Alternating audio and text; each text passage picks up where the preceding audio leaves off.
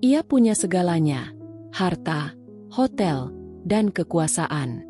Tapi satu hal yang tak pernah ia miliki, cinta yang tulus. Sampai seorang tukang dari Indonesia mengetuk pintu hatinya.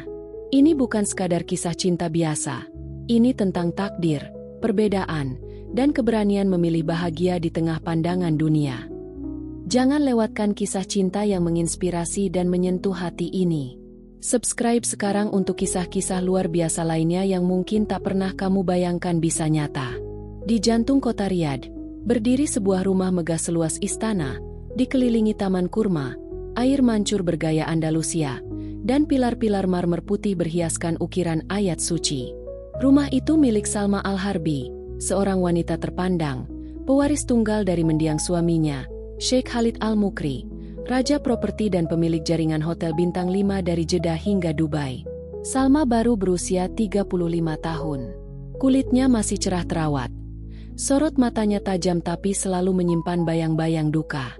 Ia adalah wanita yang kuat di hadapan publik, piawai memimpin rapat bisnis, tahu bagaimana membuat investor tunduk, dan selalu tampil anggun di balik abaya hitamnya yang berkelas.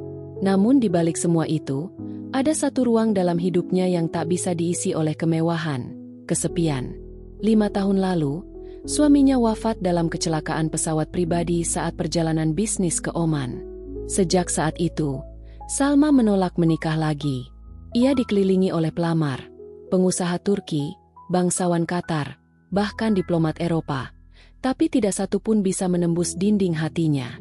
Semua tampak menginginkan satu hal, hartanya.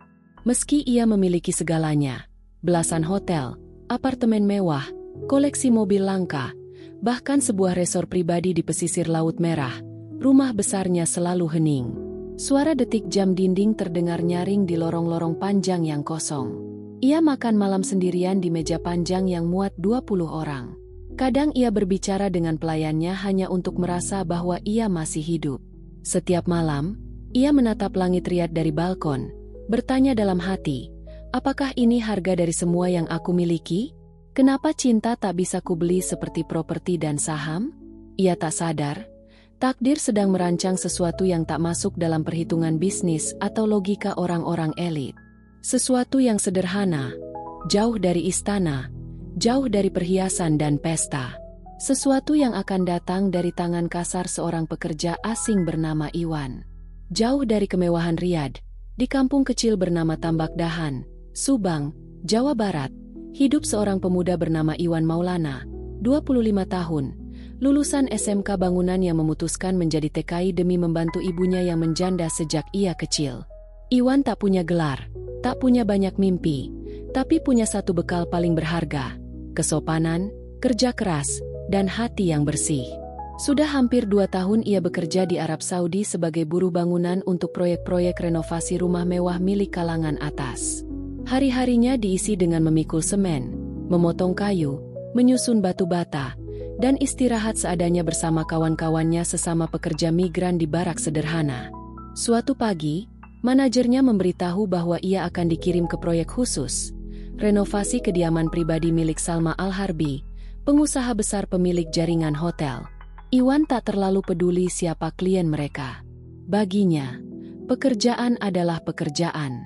Ia hanya ingin menyelesaikan tugas dengan baik, mengirim sebagian gajinya ke kampung, dan pulang dengan wajah ibunya tersenyum bangga. Hari pertama di rumah itu, Iwan nyaris tak berani menatap ke atas. Bangunan megah, pagar tinggi, halaman seperti lapangan bola. Ia kagum, tapi tak ingin terlihat bodoh. Saat mulai bekerja di dapur luar, ia fokus pada kayu yang harus ia rapikan.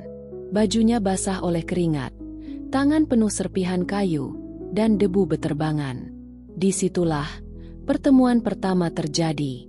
Salma, yang biasanya tak pernah turun langsung ke area kerja, pagi itu merasa gelisah dan berjalan ke halaman belakang. Dari kejauhan, ia melihat seorang pemuda bekerja dengan tekun. Tubuhnya tegap tapi kurus, kulit sawo matang, dan cara bicaranya, meski hanya kepada rekan kerja, sopan dan tertata. Ada ketenangan dalam gerak-geriknya. Mereka hanya saling menoleh sebentar. Tapi bagi Salma, tatapan itu terasa berbeda. Bukan karena wajah Iwan tampan, ia tidak seperti pria-pria berdasi yang biasa ia temui. Tapi ada ketulusan yang memancar, jujur dan polos, yang tidak pernah ia temukan dari pelamar-pelamar berjas mahal. Iwan pun melihat sekilas sosok wanita berpakaian abaya hitam berdiri memandangnya. Ia segera menunduk. Ia tahu itu pasti pemilik rumah. Dalam hati, ia hanya sempat berpikir, seperti ratu. Tak ada kata yang diucapkan. Tapi dunia Salma berubah sedikit sejak hari itu. Hari-hari berikutnya berjalan seperti biasa bagi para pekerja. Tapi tidak bagi Salma. Ada sesuatu yang berubah sejak pertemuannya dengan Iwan. Ia mulai memperhatikan hal-hal kecil yang sebelumnya luput dari pandangannya. Suara palu di pagi hari, obrolan ringan para pekerja di sela istirahat, aroma kopi hitam yang kadang dibawa oleh mereka dari barak. Semuanya kini terasa lebih hidup, karena satu sosok, Iwan. Ia tidak tahu mengapa, tapi setiap kali Iwan ada di halaman, matanya seolah otomatis mencarinya.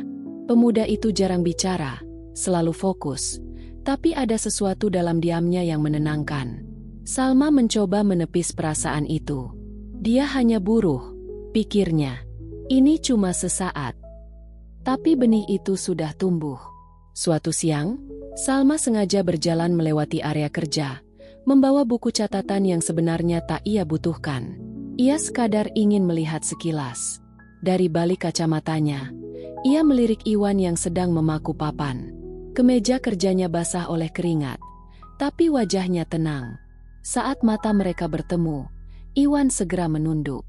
Ia tidak tahu bahwa detik itu hati Salma berdetak lebih cepat. Iwan pun mulai merasakan keanehan. Beberapa kali, ia melihat ibu pemilik rumah itu berdiri memperhatikannya. Ia bukan wanita biasa. Pakaian dan auranya jelas menunjukkan kelas atas. Tapi tidak ada kesombongan di wajahnya. Hanya tatapan hangat yang entah kenapa membuat Iwan gelisah dan berdebar. Hingga suatu hari, hujan turun di Riyadh. Langka. Tapi mungkin itulah waktu yang Tuhan pilihkan untuk mengubah segalanya. Iwan tetap bekerja memperbaiki atap luar.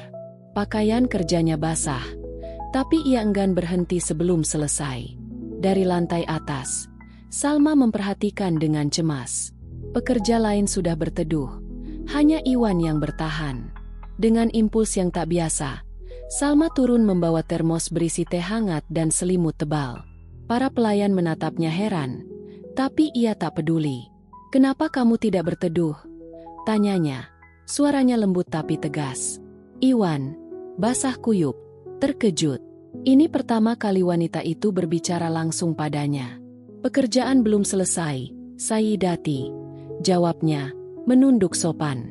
"Panggil aku Elma." Mata mereka bertemu. Dalam sekejap, dunia terasa sunyi. Hujan menjadi latar yang sempurna. Tak ada status, tak ada kasta. Hanya dua hati yang mulai mengenal hangatnya perhatian. Sejak hari itu, batas-batas mulai kabur. Salma sering, kebetulan, berada di area kerja, menawarkan air minum, atau sekadar bertanya. Iwan tetap menjaga jarak, tapi tak bisa membohongi dirinya. Ada sesuatu yang tumbuh di dadanya. Mereka tak butuh banyak kata. Hanya kehadiran yang membuat sepi mereka sedikit demi sedikit terisi. Dan tanpa mereka sadari, benih kecil itu mulai tumbuh di tanah paling gersang, di antara dinding-dinding perbedaan, tapi disiram oleh sesuatu yang jauh lebih kuat, rasa saling peduli. Cinta, jika tumbuh di tanah yang asing, seringkali dipaksa untuk layu. Begitu juga dengan perasaan yang perlahan mekar di antara Salma dan Iwan. Keduanya tahu, dunia mereka terlalu jauh untuk bisa dipertemukan tanpa luka. Setelah kejadian hujan itu, perhatian Salma terhadap Iwan semakin nyata. Ia mulai mencari alasan-alasan kecil untuk berbicara dengannya. Kadang ia meminta pendapat soal bentuk tangga kayu yang akan dibuat, atau warna cat untuk teras. Bagi pelayan dan mandor, itu terlihat seperti hal sepele. Tapi bagi mereka berdua, itu adalah waktu-waktu singkat yang begitu berharga. Namun, bisik-bisik mulai terdengar. Beberapa pelayan rumah membicarakan keanehan majikan mereka. Seorang janda bangsawan, yang tiba-tiba sering muncul di area kerja. Saudara jauh Salma yang kerap berkunjung mulai menyindir dengan halus, menyarankan agar ia mulai mempertimbangkan lamaran dari pria-pria yang selevel. Salma tahu, ia bukan remaja lagi. Usianya sudah matang, dan reputasinya sebagai janda kaya sangat diperhatikan di kalangan atas. Jika ia jatuh cinta pada pemuda biasa, apalagi seorang pekerja migran, maka bukan hanya dia yang akan dicibir, tapi seluruh nama keluarganya. Di sisi lain, Iwan mulai merasa gundah. Ia tahu betul siapa dirinya. Anak kampung dari Subang, anak tukang becak, dan kini cuma buruh kasar di negeri orang. Ia bisa merasakan kelembutan Salma, bahkan sering menangkap sorot mata yang lebih dari sekadar rasa iba. Tapi ia menahan hatinya sekuat mungkin. "Jangan mimpi, Fik," katanya suatu malam pada dirinya sendiri di barak. "Dia langit, kamu debu." Ia mulai menjaga jarak, tak lagi menatap lama, tak lagi menjawab ramah seperti sebelumnya. Salma merasakannya. Ia tahu Iwan mulai menarik diri. Tapi justru dari situ hatinya semakin yakin, pemuda ini berbeda. Ia tidak mengejar harta.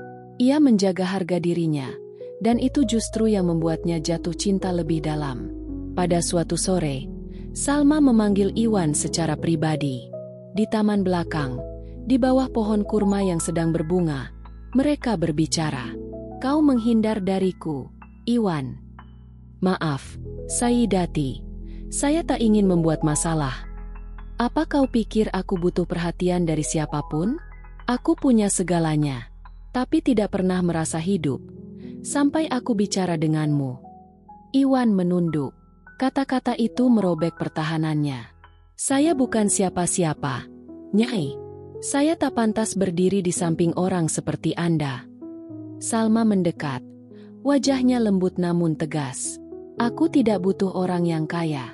Aku butuh seseorang yang jujur, yang membuatku merasa menjadi manusia. Bukan sekadar janda kaya yang dilihat dari luar, tapi perempuan yang juga ingin dicintai karena dirinya sendiri." Air mata mengalir di pipi Salma.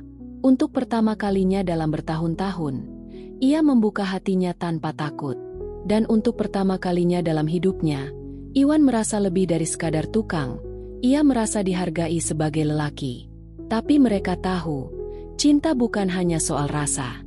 Di depan mereka, tembok-tembok besar sudah menunggu. Perbedaan status, budaya, dan tekanan sosial. Mereka berdiri berdua, kecil di hadapan dunia yang siap menertawakan. Tapi satu hal yang kini mereka punya, dan tak dimiliki siapapun, keberanian untuk memilih cinta.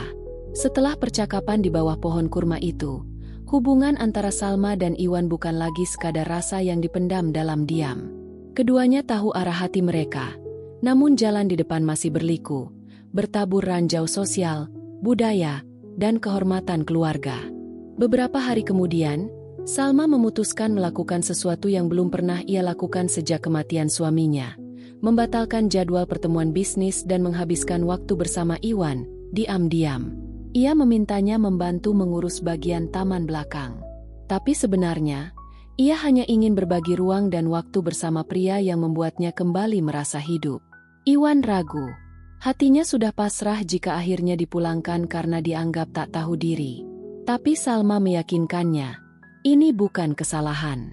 Ini adalah takdir. Perasaan mereka bukan dosa, hanya tidak biasa bagi dunia yang terlanjur suka mengkotak-kotakan manusia. Namun ombak mulai menggulung. Salah satu sepupu Salma, seorang pria arogan yang telah lama ingin meminangnya, mendengar kabar tentang kedekatan Salma dengan seorang pekerja migran. Ia datang membawa nada tinggi dan ancaman. "Kau adalah simbol martabat keluarga Al-Harbi. Apa kau mau dipermalukan hanya karena lelaki rendahan itu?"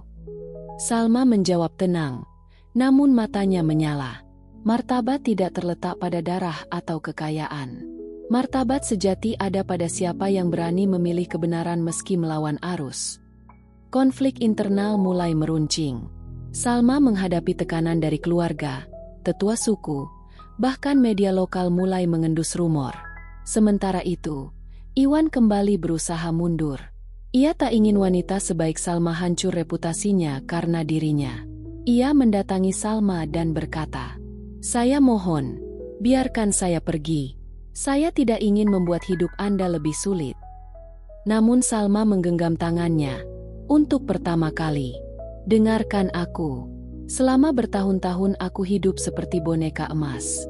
Dikelilingi kemewahan tapi hampa. Kau datang bukan untuk memberiku masalah, tapi kehidupan. Dan kalau aku harus kehilangan segalanya demi itu, aku rela. Air mata Iwan jatuh. Tak pernah dalam hidupnya ia disanjung oleh wanita seperti itu. Bukan karena uang, bukan karena jabatan, tapi karena hatinya yang sederhana. Akhirnya, mereka memutuskan menikah secara sah namun sederhana. Tanpa pesta besar, tanpa undangan ribuan.